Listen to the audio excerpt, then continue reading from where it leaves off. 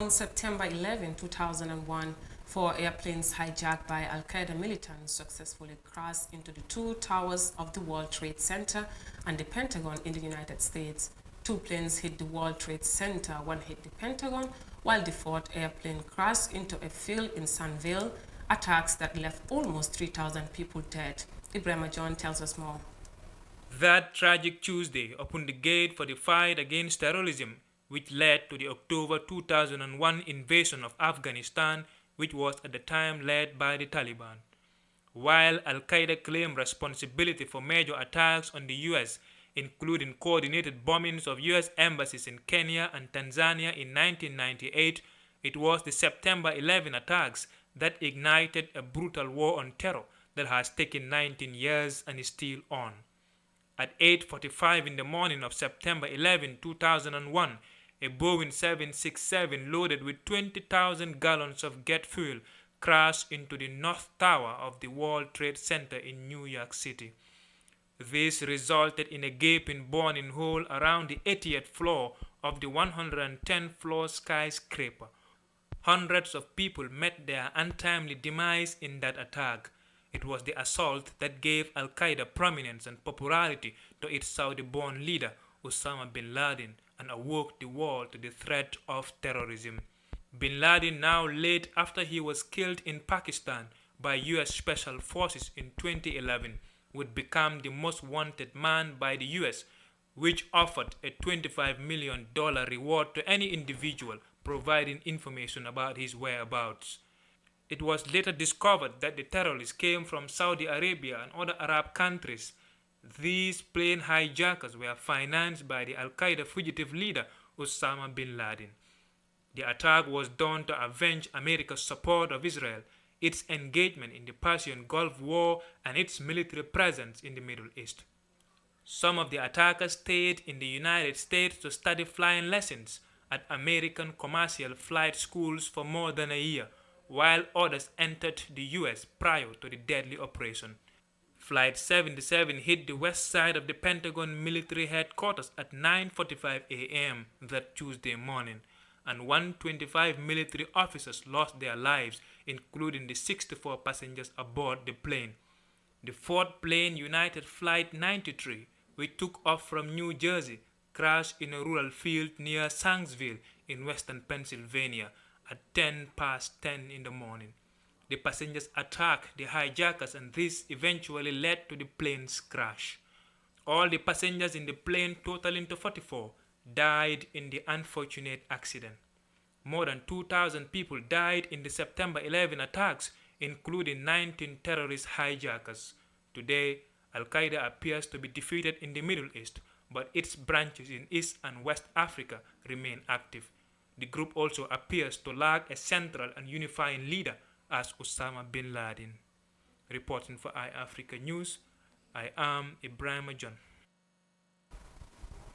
The deadly September 11 attacks on the U.S. did not spare the lives of Africans, particularly Gambian citizens. At least 3 Gambians were said to have died in that horrendous attack. Well, we are now joined by Esa Bokase, a one-time Gambian diplomat in the United States of America, to discuss the impact of the September 11 attacks on the Gambia. Welcome, Mr. Say.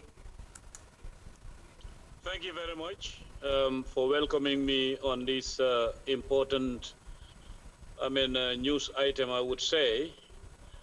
As you said, that is actually true. I was a diplomat in the United States of America following the tragic event of September 11. I arrived there August 2002, when actually that was the height of everything related to security threats and clauses and articles of laws being promulgated to strengthen the fight against terrorism, which saw the birth of the Patriot Act in the United States of America. Like you rightly said, it is an event, a tragic event that affected the world over.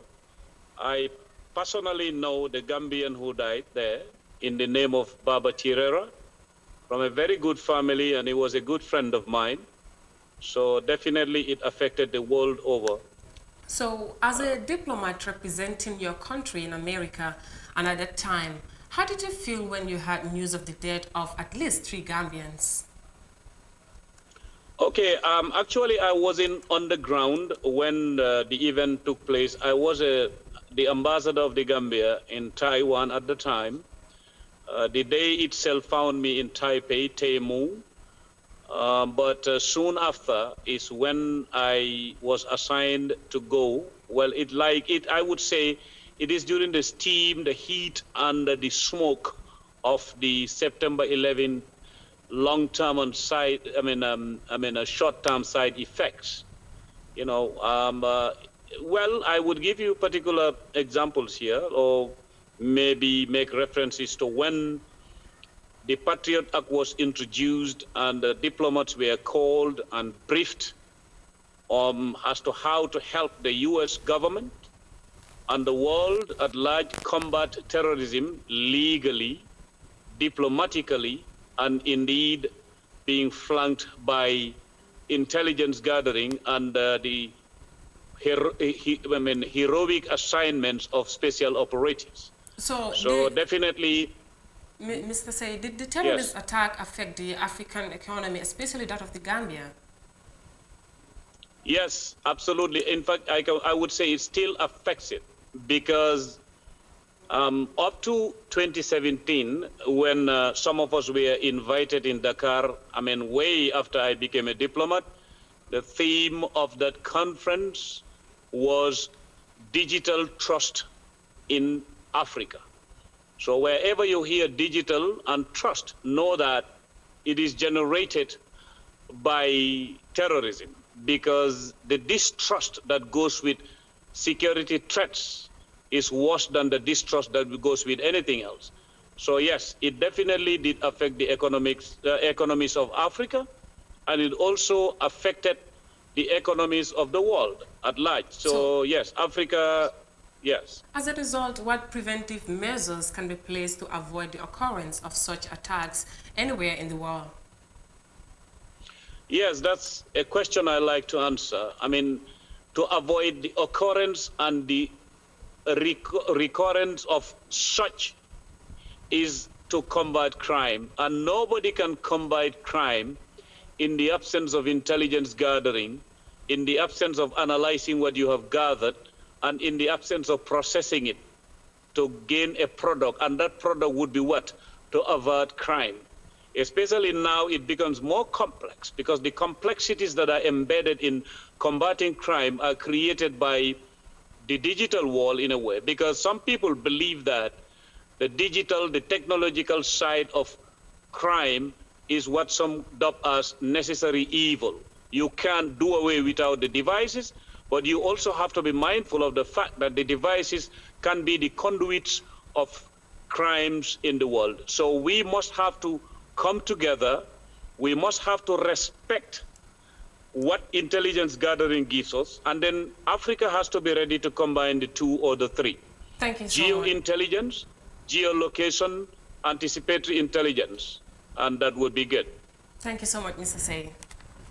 That was Thank you very Esa much. Mbokase, a former Gambian diplomat in the U.S., discussing with us on the September 11 attack in 2011.